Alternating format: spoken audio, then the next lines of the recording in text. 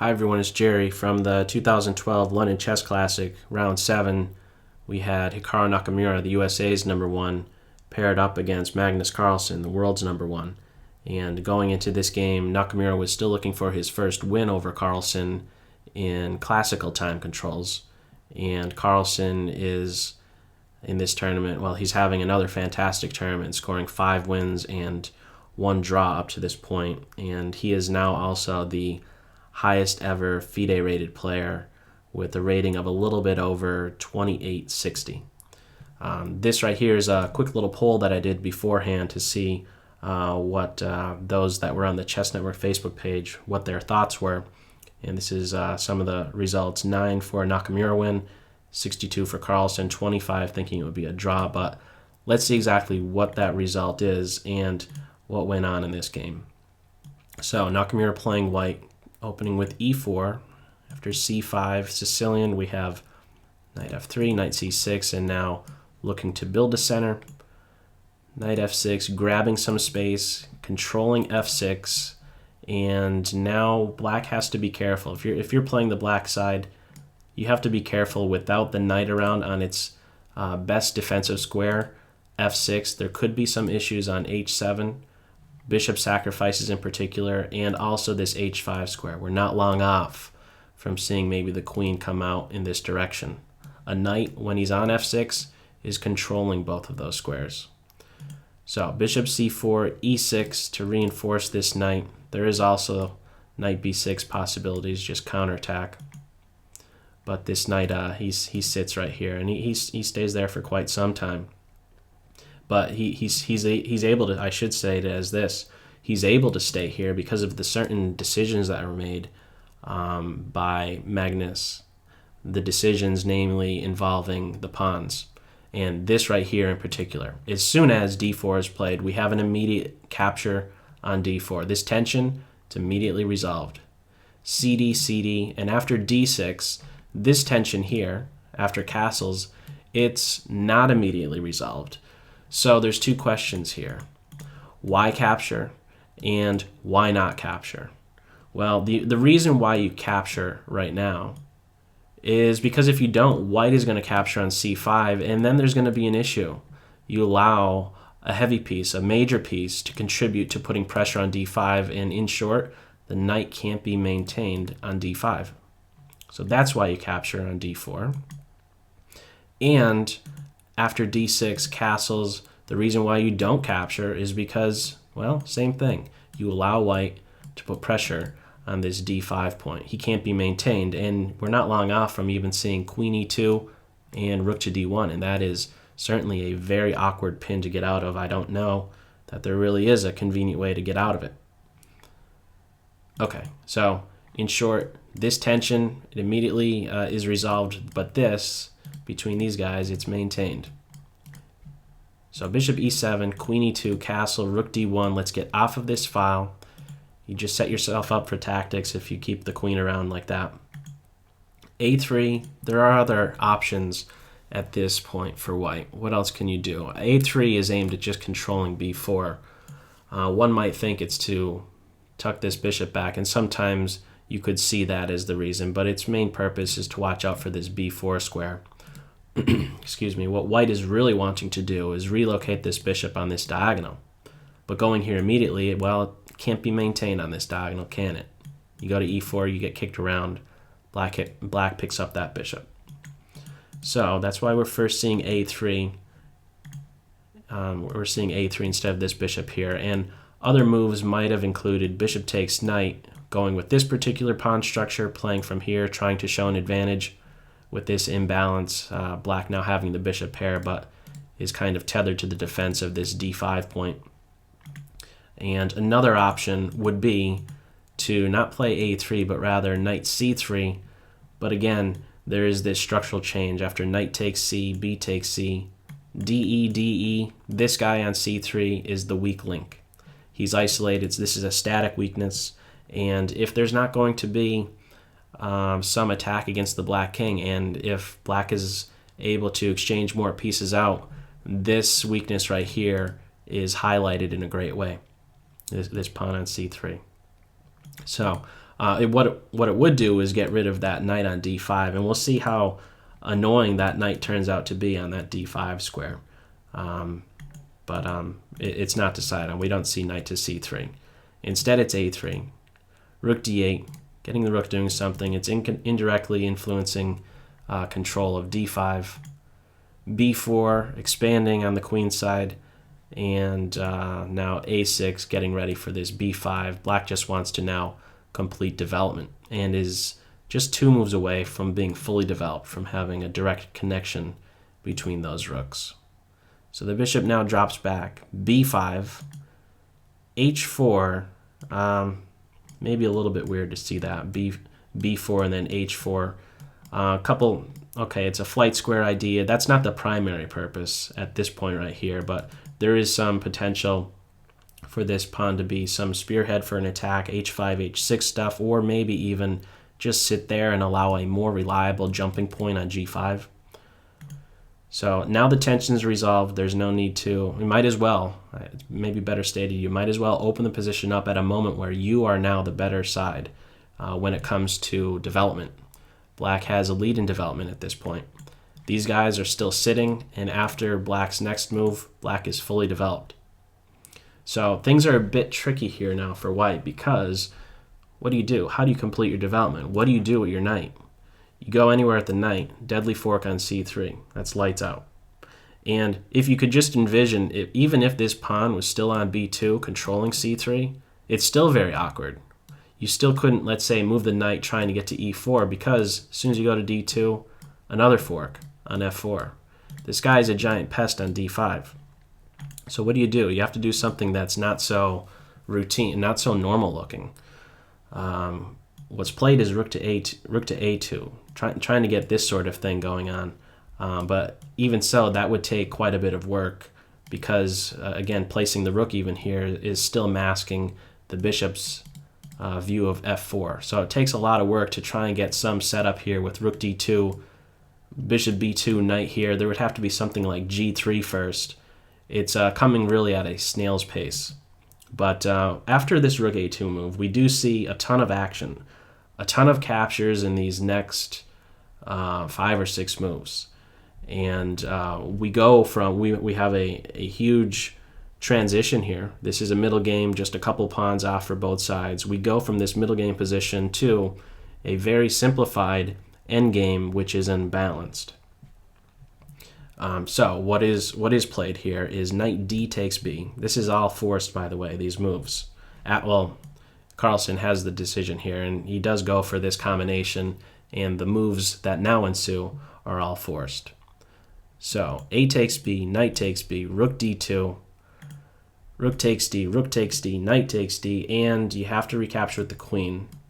This rook has a job of watching over c1, and soon enough we'll see that the queen will also have a job of watching over c1. For right now, she has to just react and defend e1. Rook takes, queen takes, bishop takes, knight. You can't recapture, you have to watch over the bishop, so you have to mess up your pawn structure. And one more capture we'll throw in there. Queen takes e. So a ton of exchanges. Again, we've transitioned now. This is clearly an endgame. How exactly do you assess it?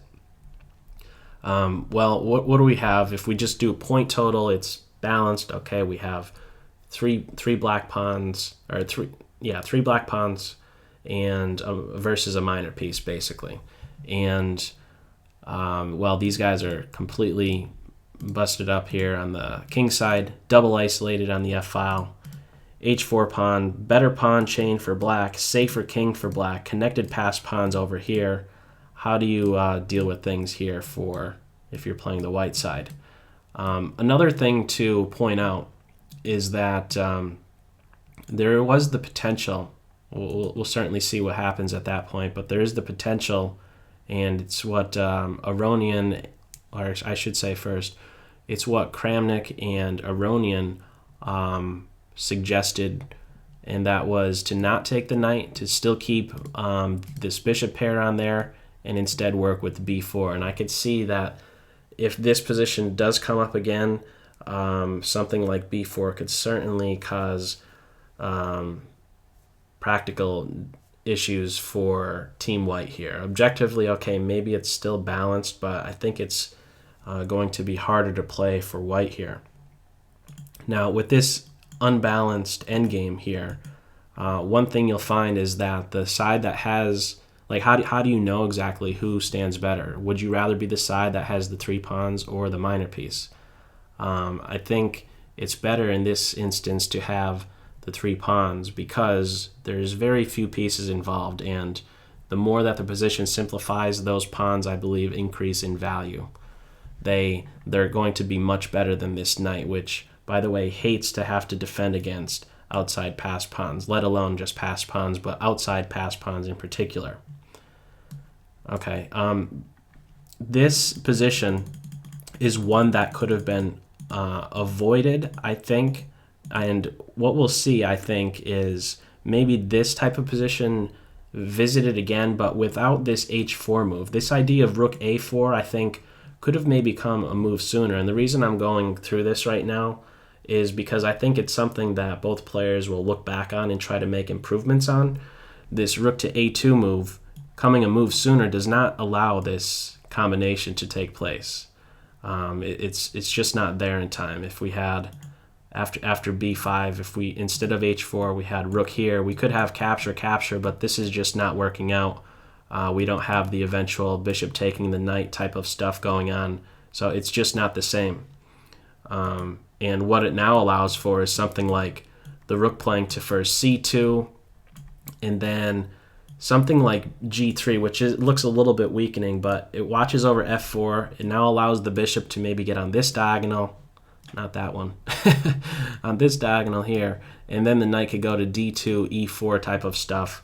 We would be seeing some action, most likely in the form of a5, and things could blow up very, very quickly, but nevertheless, I believe players will look back at this type of position and think, how can I improve?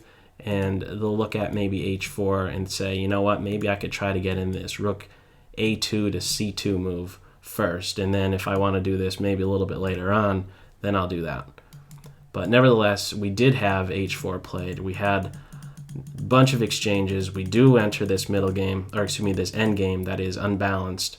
And at this point, queen d7 is played, hitting the bishop, and black still has to solve the back rank issues, needing now a flight square. But what's first decided on is just backing the bishop up, bishop to e3 to defend. Keep in mind that there is no time, let's say, for a queen check. This may seem appealing because after capture, queen takes, well, you can't go ahead and grab this. You have to create a flight square. But what we would have, it seems like the knight is trapped, but the queen comes back in time to defend the knight and also prevent these pawns from moving. And soon enough, we're going to have this knight developing finally. Right now, in this variation I'm just going through, it's move 27. In this actual game, he doesn't move until move 28, which is very atypical, of course. But this would be how white could be responding if black went in for an immediate check on this e1 square in response to this queen d7 move. But it's bishop f8 that's played, and now bishop e3, development, staying coordinated, and now these pawns get rolling. Queen to e8, placing this bishop in a pin, and it's not just some random square. It's not like he's not rolling the dice as to which one of these three. There's a purpose in going to e8. You want to also keep pressure on that b5 point. Pin the bishop and keeping pressure on this pawn is important. Going to, let's say, this square is allowing an eventual something like the queen coming here to try and break the pin. I believe that white is the side that's needing to keep the queens on the board. If we were to have a queen exchange eventually with, let's say, let me bring it up to this point right here, after bishop to e3, if we were to, let's say, have a queen exchange at some point, I believe that black is the side that benefits as a result of the queens coming off the board. Again, the more simplified the position, I believe the side that has those 3 pawns is the one that's going to be preferred. Something like knight c3 here The reason why I think that this is going to be better for black is because black can always create another outside pass pawn by force with something like h6, king h7 to g6, just kind of making some moves here, just passing moves, just to show what black's plan could be. King here, and there's no way to really stop the king from putting pressure on this pawn here. Something like h5, you're just doing this, and he still becomes passed. And you could maybe defend this pawn, but he still becomes passed, and I think the king would be able to get to a point where he could shift over here real quick and then get these pawns rolling. I think that's an important detail because that's often a question you have to be asking of yourself in a chess game. Will I stand better if we exchange queens here, or if we exchange a particular set of minor pieces, the bishops or the knights or what have you? So in any event, I think it's very important to know that keeping the queens on for white is needed. So it's bishop e3, a5, queen e8, the bishop's pinned again, pressure on b5 as well. h6, king to g2. What white wants to do is play knight a3 to put pressure on the pawn, but doing it immediately fails to queen a1, and the knight is dead with the fork. So first king g2, and now this pawn gets rolling, but now again on move 28, this knight finally gets involved. Pressure on this pawn for a second time. b4 is played. These pawns are inching closer, just a few moves away. Both of them are just a few moves away, but now the queen is hit. Queen c7, and now knight to b6. There's this guy is very dangerous on this b6 square. He's looking for d7. If black is careless and moves either one of these pawns just trying to score a touchdown, it's going to run into knight d7. This bishop is pinned, and what do? You could defend it, but you're getting hit again. It leads to some big trouble for black. So this needs to be addressed, in other words, this knight d7 move. So we have queen e7, an offer of a queen exchange. Nope, grab on a4. Just grab this pawn, and basically with this move, black is just saying, you know what, let's try and make this a draw here, because these pawns are now going to fall. They're maybe strong when they're together, but just a single pawn is going to drop, especially with this guy around. And this is still a very, well, it's a pin, but this bishop is just a very, very bad piece. So we have queen takes a, queen takes h, and now queen to a8, placing this bishop back in a pin, looking for knight to d7 moves. Queen e7, queen to c8, so that knight d7 is available. And now this pawn gets rolling just to deflect the queen and the knight, or at least one of the two, from placing this bishop in some hot water. So this pawn just gets rolling, a little diversion here. Knight d7, b2, knight takes bishop. There's no time to queen because it's just running into a discovered check, and well, the queen is lost. So not that, but rather queen takes knight, and now queen to b7. This pawn will fall. e5 is played. You can't save the pawn. Queen a3, you just go to d4. This pawn will fall next. So just already seeing that you can't save b2. What Carlsen looks to now do is form some type of a fortress, tries to limit this bishop's mobility. e5, planting a pawn on a dark square. Queen takes b, and now f6, and it's now very difficult to break down this structure. In fact, there's really just no way to successfully break down this structure, and we don't really have much action going on for the duration of the game. We do have these pawns eventually being exchanged, but after this queen f7 move by Carlsen, for the remainder of the game, we just have this king going back and forth, making use of g8 and h8. So not much going on for Team White. Eventually, again, we have these pawns being exchanged, the f pawn and the e pawn. If the queens come off, it's fine right now, because 3 versus 1, you'll be able to exchange off one of these pawns for this f pawn of white's. There's just nothing to do neither side can really win this position. So after this move, 53 here, bishop e3, both players agreed to a draw. So that's all for this video. As always, I hope you got something out of it. Take care. Bye.